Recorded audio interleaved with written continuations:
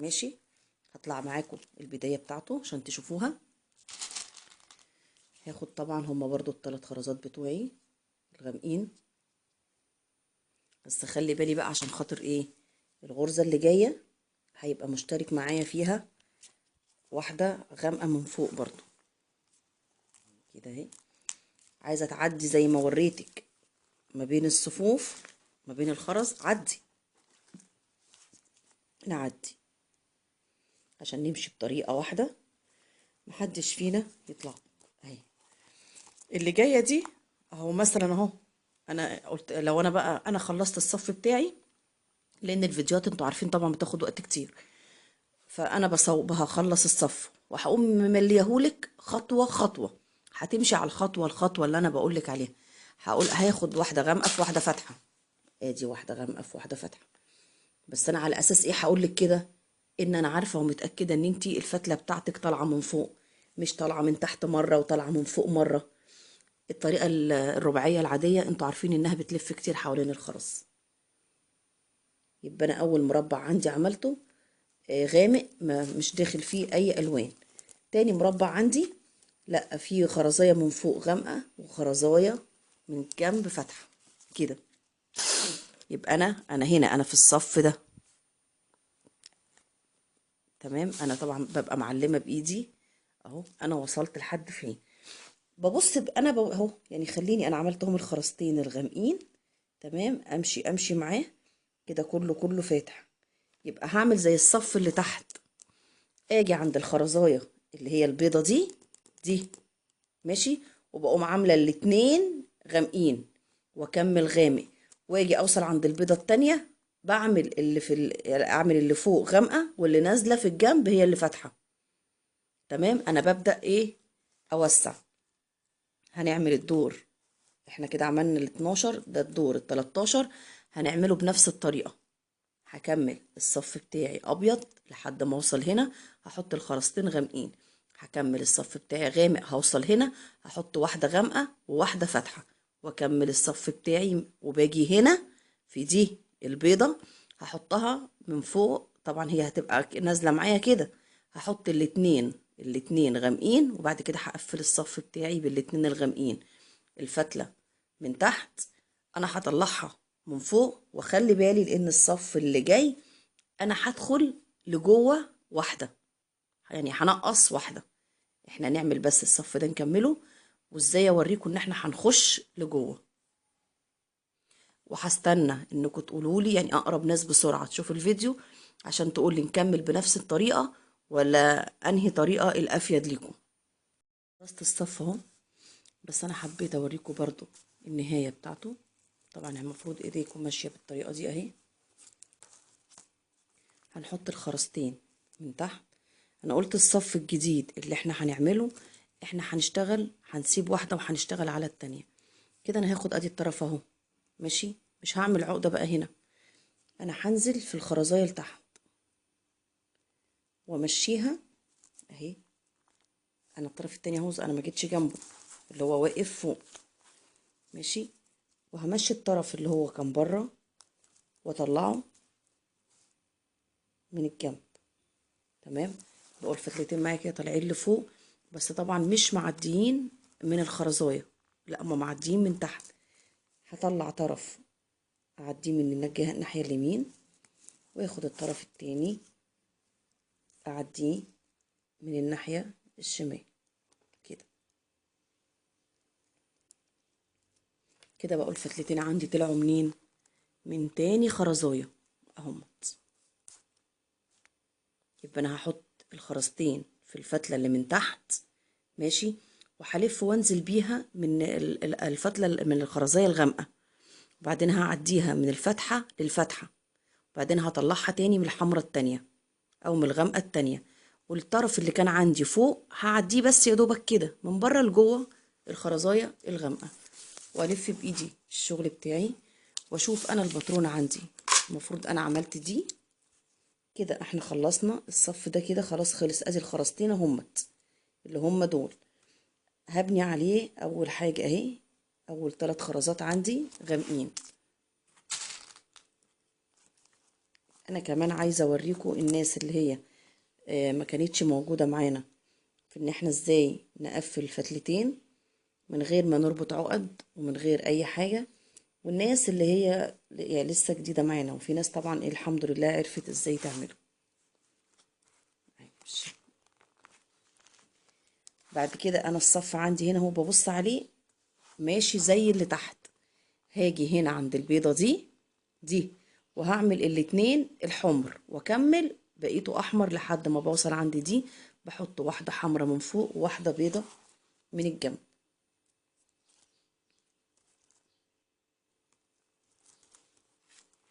كده. اكمل بقى ايه ابيض. طبعا عايزة تمشي جوه الخرز زي ما انا وريتك الفيديو اللي فات، مشي جواه. عايزة تمشي بطريقة الفتلتين اللي انت متعودة بيها براحتك، بس انا عشان الفتلة قربت تصغر فانا ماشيها هي واحدة واحدة لحد ما الفتلة معايا بتقصر، عشان اوريكم ازاي ان احنا نحط فتلة جديدة. طبعا انا عندي تحت فتلة اطول من اللي فوق لان احنا بدلنا مكان الخيط بالشكل ده اهو. تمام. انا عايزة ابدل واحط بقى ايه خيط. هعمل ايه بالراحة كده اهو مع بعض. هجيب الخيط بتاعي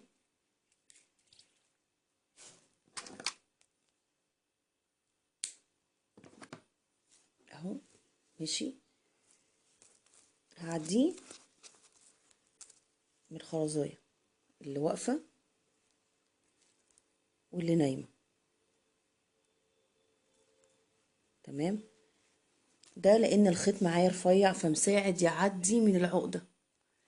في خرز في عقد بتبقى معانا طبعا ما بيرضاش يعدي منها، ده احنا بنعمل له عقدة مخصوص وهنشوفه برضو من خلال ما احنا بنشتغل. كده بقى عندي طرفين فوق وطرفين تحت اهمت، طرفين وطرفين. هاجي في الطرفين اللي هم فوق وادخل عادي الخرزتين بتوعي من الاتنين، ادي الخرزتين انزلهم لتحت، ادخل الطرف التاني اهو من تحت لفوق. تمام كده يبقى انا معايا ايه الخرزتين بتوعي دخلوا في الطرفين. هاخد طبعا الخرزية اللي فوق دي وهعدي منها الطرف القصير واعمل لها حلقة اهي. انا عملت لها حلقة اهو، واخد الطرف التاني الجديد بتاعي واعديه برضو من نفس المكان كده، وبرضو هعمل له الحلقة اهي. كده بقوا الحلقتين بتوعي معايا. تمام. اخد بقى الطرفين التانيين واعديهم من الحلقة دي الطرفين اللي تحت، وامسك بايدي طبعا كده الشغل كويس من فوق عشان ايه ما يفكش معايا او يهرب مني الخيط. وامسك الاربعه هم في ايدي، اتنين من هنا واتنين من هنا، واشدها وادخل العقده في نص الخرزايه. كده انا ربطت الاربعه مع بعض بس جوه الخرزايه، فما فيش كده عندي اي عقد من بره. الفتله لو لسه مساعده معايا ان انا اعمل غرزه كمان يبقى حلو قوي كده، انا ابقى ضمنت نفسي ان الشغل بتاعي ما يفكش مني اهو. هعديها واعدي الطرف التاني برضو الصغير من تحت. تمام كده واحدة واحدة اهو. كده انا عديت الطرفين بتوعي، واعمل نفس الحكاية تاني. طالما انا عندي مساحة يبقى كويس، المساحة دي بتساعدني انها تجمد الشغل معايا اكتر اهي.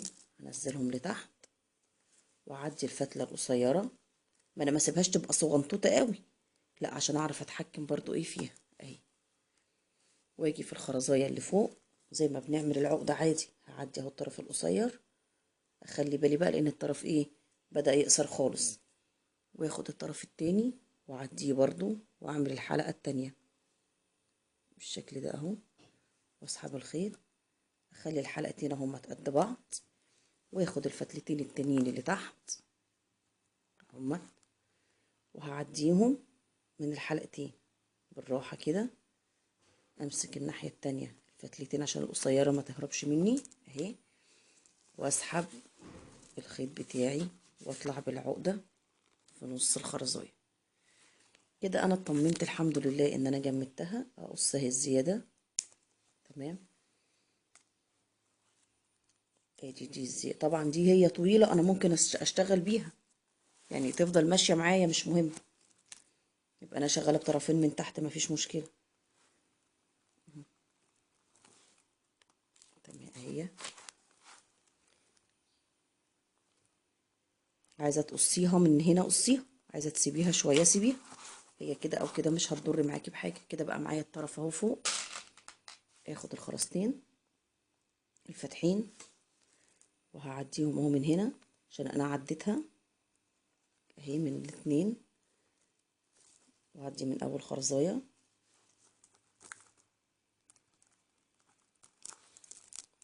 واسحب عادي زي ما احنا قلنا. انا قلتلك بتسحبي تدخلي العقدة في نص الخرزاية كده. انا وصلت للخرزاية اللي قبل الحمرة اهي، اللي قبلها، يبقى هاخدهم الاتنين حمر او الاتنين غامق تمام.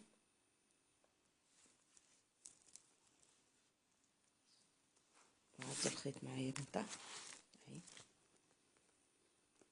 هكمل بقيتها احمر لحد ما بوصل للحمرة، لحد ما اوصل للحمرة الاخرانية، اخر واحدة حمرة خالص اللي بعدها على طول البيضة كده. انا اعديها من كذا خرزاية لانها بتسهل معايا ان انا يا دوبك ايه بسحب بس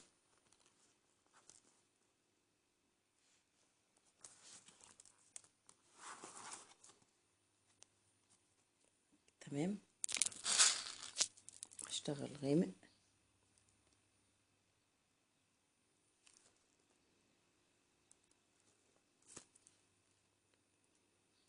احطها واطمن امسك الطرف التاني واسحب براحتي. احط الخرزتين واعدي من بين الخيط اللي انا دخلته تمام، واعديه من اول خرزايه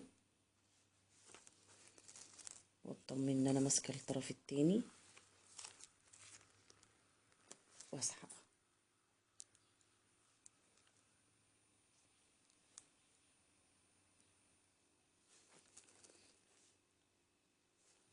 طبعا احنا كنا شغالين في الخداديه ما شاء الله. انا لقيت ناس كانت بتبعت لي على الخاص وكانت مسابقانا خالص في الشغل، خلاص قدروا ان هم يقروا الباترون والحمد لله قدروا يخلصوا الشغل بسرعه مع نفسهم. فانا نفسي كلكم توصلوا لنفس النتيجه يا جماعه. والله الموضوع ما هو ربح مادي ولا حاجه. انا ببقى حابه لما بشوف شغل حد خلص، انا ببقى حابه جدا ان هو خلص، ونفسي ما تفضليش ولا انت محتاجاني ولا محتاجه غيري ولا اي حاجه، تقف معاكي حاجه تبقى جديده حاجه. انما بالنظر كده ان انا هقرا باترون وانفذه ان شاء الله بالتدريج واحده واحده هتقدري تعمليها. كده انا وصلت لاخر واحده حمراء. هعدي الخيط معايا من تحت وهاخد من فوق واحده حمراء واحده بيضه، واحده غامقه وواحده فاتحه.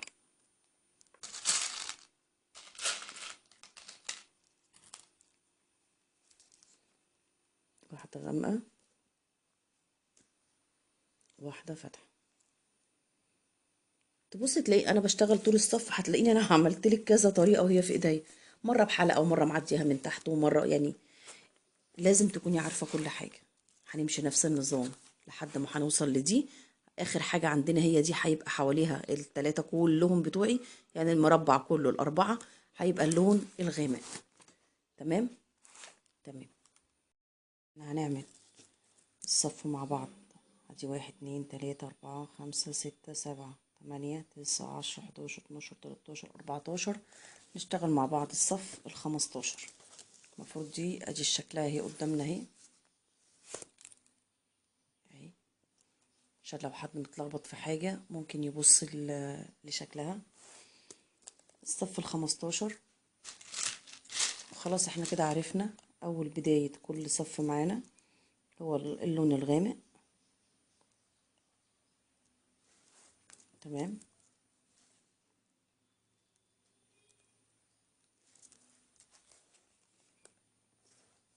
بالشكل ده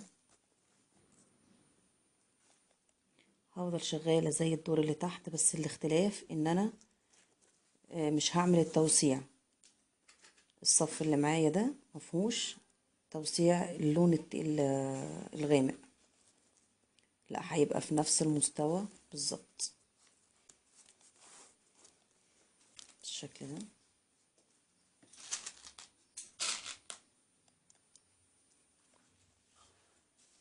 احنا هنا هنبدأ هنا، لسه ما وصلناش للدور اللي فوق اللي هو بيبقى بنخش فيه بخرزاية. هناخد خرزتين فاتح. لو انتي بتشتغلي بفتلة واحدة امشي معايا بتعدد اللون. هشتغل كله فاتح لحد الخرزاية اللي هي البيضة دي اللي قبلها، يعني هسيب اخر خرزاية بيضة عشان دي هيبقى فيها لونين اتنين. تمام.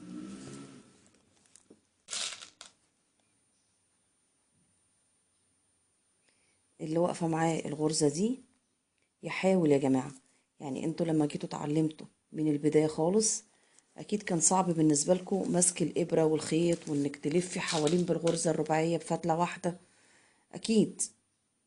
بس طول ما احنا موجودين، طول ما احنا اكيد لازم بنتعلم كل مدى الاحسن، كل مدى الحاجة اللي تخلي الفينش بتاعي احسن. لازم اتعلم، ما تيأسيش. يعني في بعتولي في الرسائل زهقت او ما هياش قادرة او مش قادرة تستوعب. لا حاولي، حاولي كده وحاولي كده، لازم تيجي معاكي ان شاء الله. اخر واحدة هنا عندي اللي هي البيضة، هاخد واحدة فاتحة من فوق. لو الخيط بتاعي طالع من فوق وبتشتغلي بفتلة واحدة يبقى هاخد البيضة الفاتحة الاول بعد كده الغامقة. لو بتشتغلي بفتلة واحدة والخيط طالع معاكي من تحت يبقى هتاخدي الغامقة الاول بعد كده الفاتحة. برضو انا هحاول ان انا اراعي وانا بتكلم حكاية الفتلتين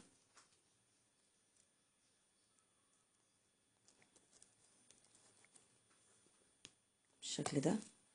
بعد كده هقفلهم معايا كلهم لحد ما تبقى معايا باللون الغامق، يعني هقفل الغامق ده كله بالغامق، يبقى المربع كله كده معايا غامق لحد ما هوصل لدي هتبقى كلها غامقة.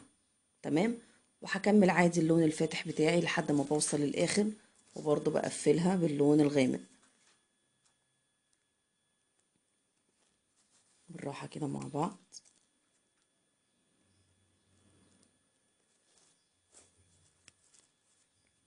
انا اتمنى ان الطريقة دي تريحكم، لان فعلا صدقوني انا مع شغلي انا لقيتها دي افضل طريقة وبتديني نفس النتيجة.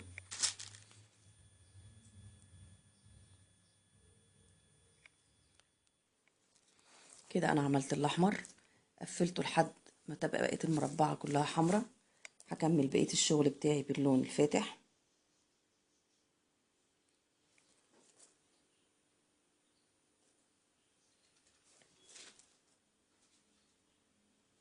تمام.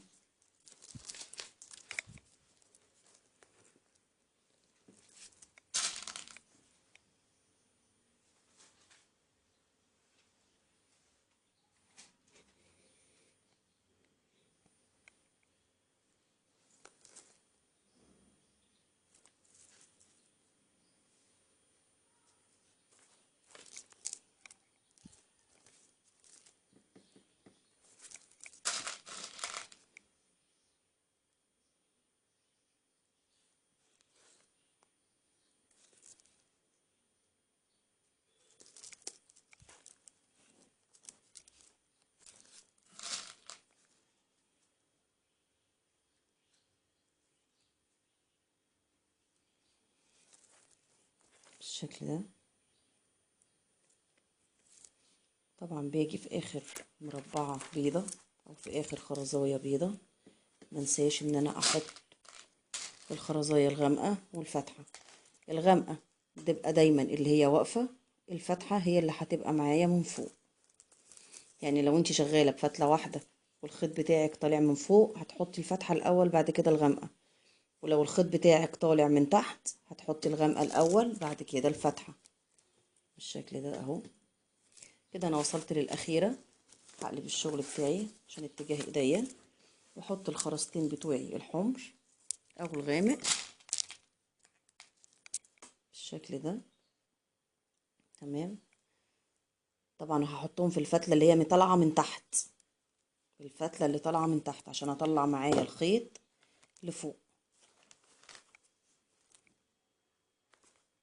واشوف معايا الباترون الدور اللي جاي. كده طبعا احنا خلصنا الصف ده كده خلاص. الصف اللي بعديه بقى خلي بالي كده من الالوان. تمام. اول حاجه معايا اهي الثلاث خرزات بتوعي عادي خالص اللي هم الغامقين.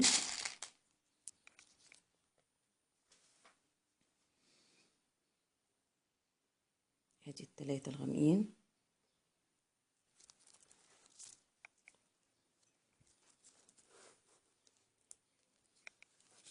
تمام. بعد كده عندي بعد الثلاثه الغامقين دول في 3 غرز هيبقى الاحمر الغامق بتاعي من فوق. تمام. والفاتح عندي من تحت يعني من الجنب. كام غرزه؟ 3 غرز غير الاولانيه. لو بالاولانيه يبقى هيبقوا 4 غرز. اخد الغامقه فوق والفاتحه تحت تبع اتجاه الخيط. لو الخيط طالع من تحت هتبقى العكس، هتبقى الفاتحه هي الاول والغامقه هي التانية بالشكل ده. يعني سواء بتشتغلي بفتله او باتنين انت شوفي النتيجه بتاعت الغرزه. ادي النتيجه بتاعتها انها من فوق والفاتحه هي اللي في الجنب.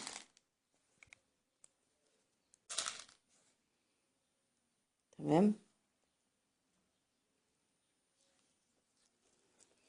الحكايه عايزه شويه تركيز بس صغيرين خالص.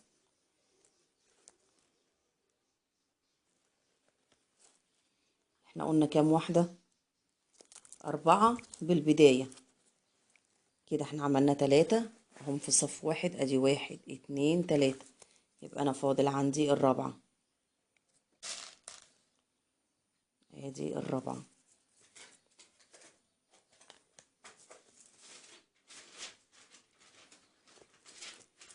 تمام.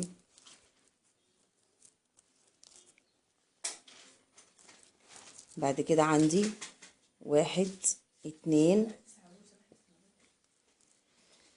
هعمل الغرزه اللي جايه كلها باللون الابيض، يعني خرزتين فاتح. اخلي بالي يبقى انا عملت ال4 غرز فيهم من فوق اللون الغامق. الغرزه دي كلها اللون الفاتح. الغرزه اللي جايه هاخد من فوق غامق ومن تحت فاتح. تمام. بالشكل اهي فاتح. معلش انا اسفه. فاتح في غامق. لو الفتله طالعه معاكي من فوق هتحطي الفتحه الاول بعد كده الغامقه. لو الفتله طالعه معاكي من تحت هنحط الغامقه بعد كده الفتحه بالشكل ده اهي. الفتحه فوق الغامقه تحت، الغامقه من تحت الفتحه من فوق حسب اتجاه الخيط بتاعك.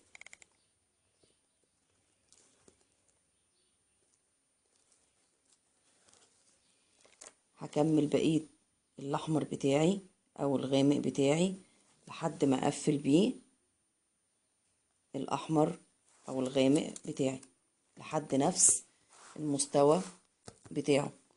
وعايزة بقى اقولك على حاجة، النص ده شبه النص ده. يعني انا لو وريتك لحد هنا انت هتقلدي ده هتقومي منفذاه هنا. تمام. يعني مش لازم نعمل السطر كله، لا، انا اشتغلت النص معاكي انت زي هنا تبصي بالظبط، دي هنا بعدها ايه هتبقى هنا زيها، دي بعدها ايه هتبقى هنا زيها، بحيث ان احنا ما ناخدش في الوقت كتير او المفرش يقعد معانا ياما. كمان انا مثلا احنا بننزل كام فيديو الصبح، تمام؟ ممكن عشان ما تقعديش فاضية طول اليوم انك خلاص خلصتيهم، هم كام سطر مش كتير، بس طبعا بيبقوا كتير معايا انا لان ده تصوير تصوير الفيديو. هتعملي زيه في حتة تانية. ازاي يعني؟ انا عملت قطعة، ماشي، المفرش ده نصين، استفادي انت بقى بالوقت واعملي النص التاني واحنا ماشيين في النص الاولاني. هتلاقي نفسك انا بخلص النص انت بتخلصي المفرش كامل، هيبقى فاضل معايا في سطر. طبعا ده واحنا بنشتغل انا حابب اقول لكم عليه ان السطر ده مش هيشتغل هنا ولا هيشتغل هنا، هيبقى سطر تجميع ما بين الجزئين، تمام؟ فاستفادي بيها ووريهاني، يعني اعمليها وصوريها ووريهاني ان انت شغاله في جزئين، هيبقى سهل ليكي. وهتبصي تلاقي انت انا عملت نصه انت انجزتيه كله. يعني لو هياخد في ايدي يومين 3 تصوير، انت في اليومين 3 دول هيبقوا خلص معاكي.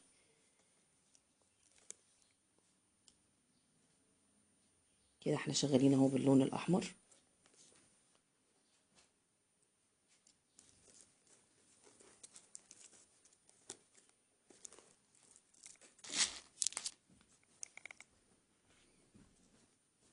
تمام.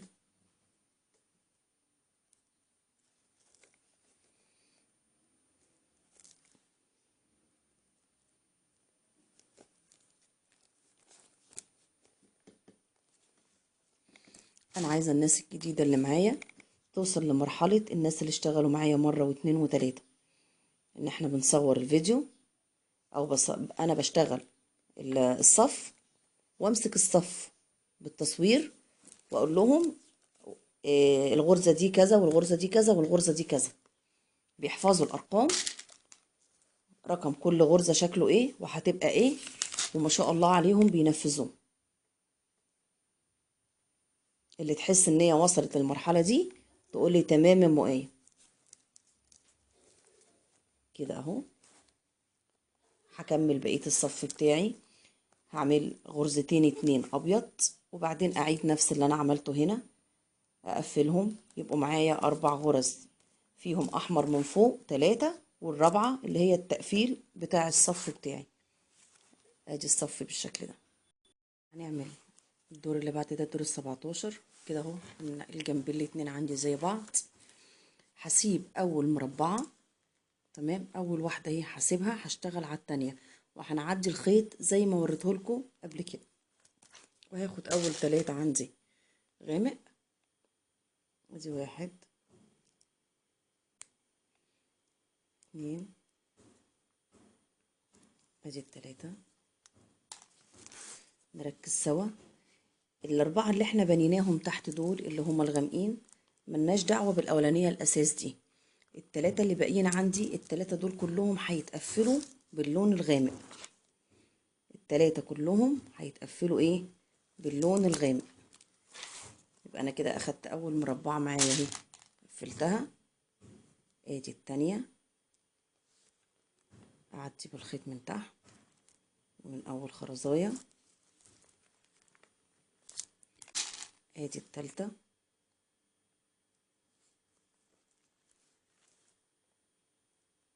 تمام، واشوف بعدها في تاني غامق ولا لا، اشوف في الباترون اللي معايا في تاني غامق ولا لا. هنا عندي ادي هم ال3 فيهم ال3 زيهم ودي متقفله، في عندي واحده خرزايه من فوق، من فوق غامقه، يعني لو انا الفتله طالعه عندي من فوق يبقى هاخد الغامقه الاول بعد كده الفتحه، لو الخيط طالع عندي من تحت يبقى هاخد الفتحه الاول بعد كده الغامقه، تمام، اهي بالشكل ده. هشوف عندي برضو اللي بعد كده هي ايه، عندي لا من فوق فتحة ومن تحت غامقة، من فوق فتحة ومن الجنب غامقة، يبقى هاخد من فوق فتحة وغامقة لو الفتلة بتاعتي طالعة من فوق. لو الفتلة طالعة من تحت يبقى هياخد الغامقة الأول بعدين الفتحة. تمام اهي. وزي ما عملت احنا فين؟ احنا هنا الصف هنا، لا لسه مفيش فيه غامق، يبقى هشتغل زي ما عملت الجزء ده اهو. هعمل الجزء ده، هقفل هنا الاحمر بتاعي او الغامق بتاعي زي ما هو، وزي ما هنا الخرز ده هو ده هعمل زي ما هنا زي ما هنا. كده الصف خلص اهو.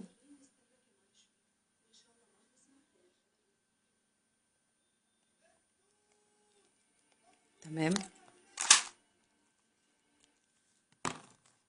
عشان لو ايدي مش واضحة معاكم، ادي الشكل اهو.